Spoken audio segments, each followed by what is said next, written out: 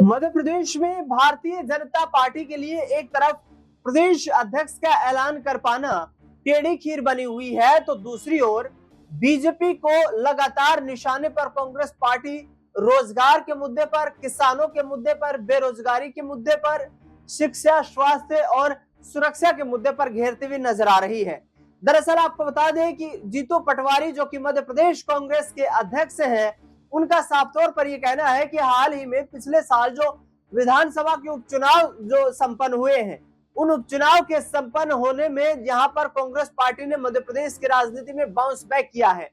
शासन प्रशासन ने विधानसभा और लोकसभा के चुनाव में जमकर बीजेपी का सहयोग किया है, जिसके माध्यम से उन्हें जीत नसीब हुई है। लेकिन आने वाला वक्त कांग्रेस पार्टी का है, क्योंकि मध्य प्रदेश की जनता भारतीय जनता पार्टी से यहाँ पर दूरियां बना चुकी है। उनका कहना साफ तौर पर यह है कि ये बीजेपी की जो सरकार है, जो मोहन यादव की सरकार है, इसमें शिवराज सिंह चौहान तो मध्य प्रदेश में करारी हार के डर से दिल्ली दौड़ गए, लेकिन मोहन यादव भी अब जनता से नफरत करने लगे हैं। ये सरकार जो है, ये मध्य प्रदेश के लोगों के हितों की रक्षा नहीं कर पा रही है। आने वाले वक्त में हम बड़े कदम उठाएंगे।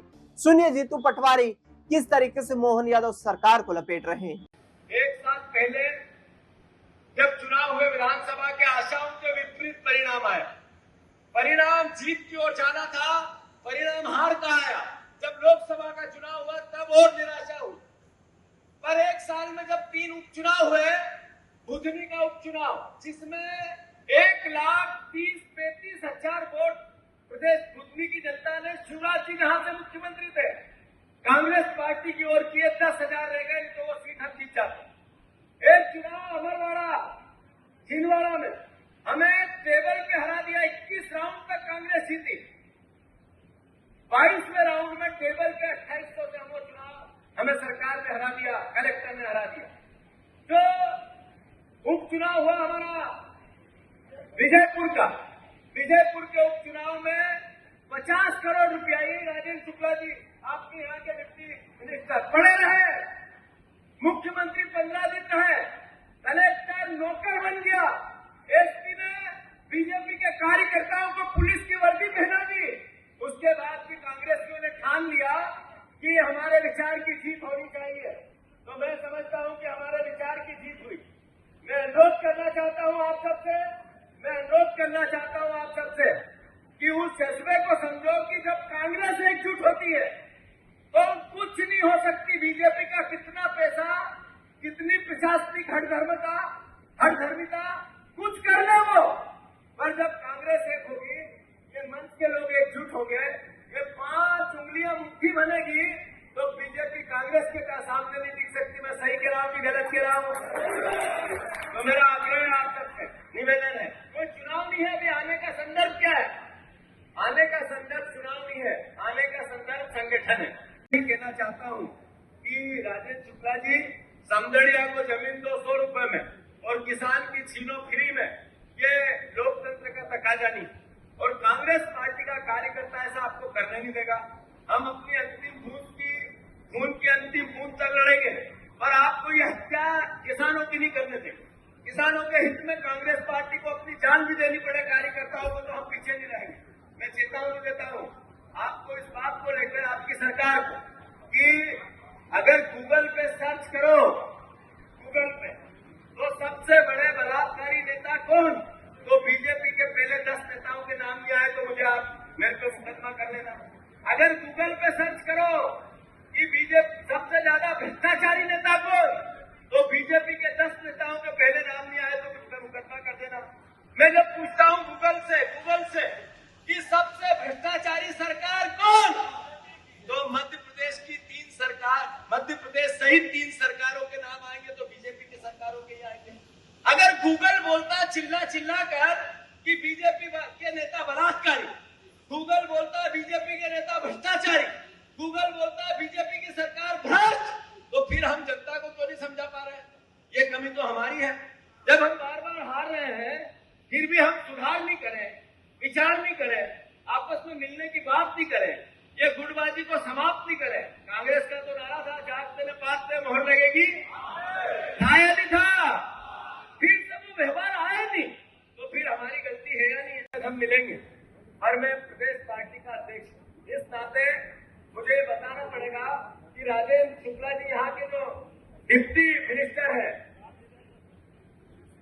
चीफ मिनिस्टर है, उन्होंने कैसा रीवा बनाया, उन्होंने कितना अपना और कितने अपने लोगों का भला किया और कितना उस गरीब का जिसकी रीवा ने उसको वोट दिया उनका भला किया।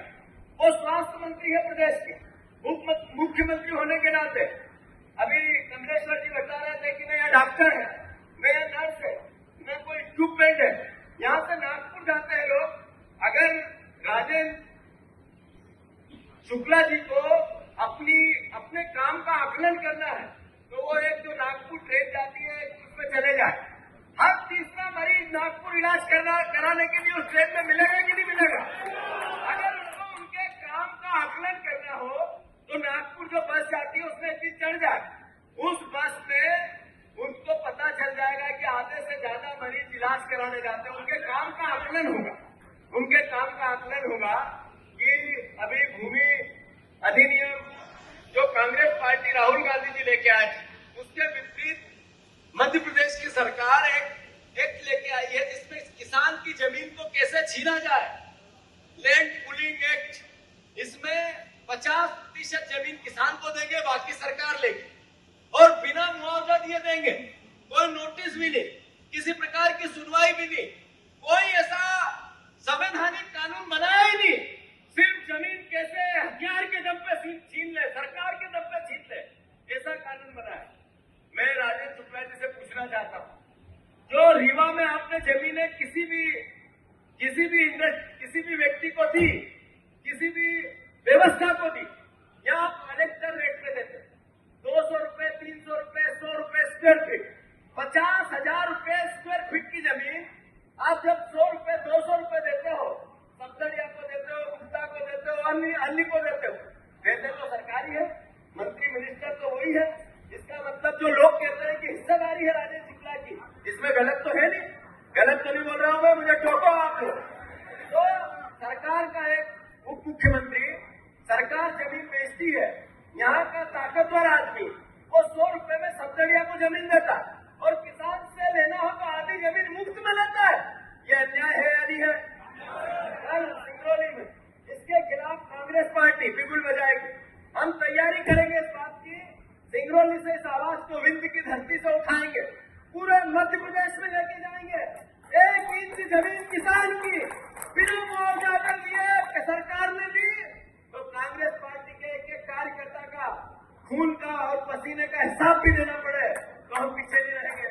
मैं राजेंद्र शुक्ला जी को बताना चाहता हूँ, आपका नाम बार बार इसलिए कोट कर रहा हूँ कि आप सरकार के उप मुख्यमंत्री हो। अरे अभी मोहन यादव जी ने 3 दिन पहले जन्मदिन।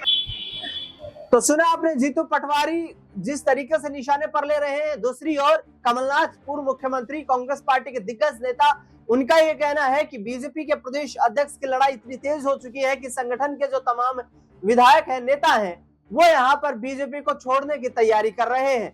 देखना दिलचस्प ये रहेगा कि कांग्रेस पार्टी मध्य प्रदेश में कैसे अपने संगठन को अब मजबूत कर पाएगी। फिलहाल इस खबर में इतना ही। देश दुनिया से जुड़ी तमाम बड़ी खबरों के लिए देखते रहिए SPN 9 न्यूज।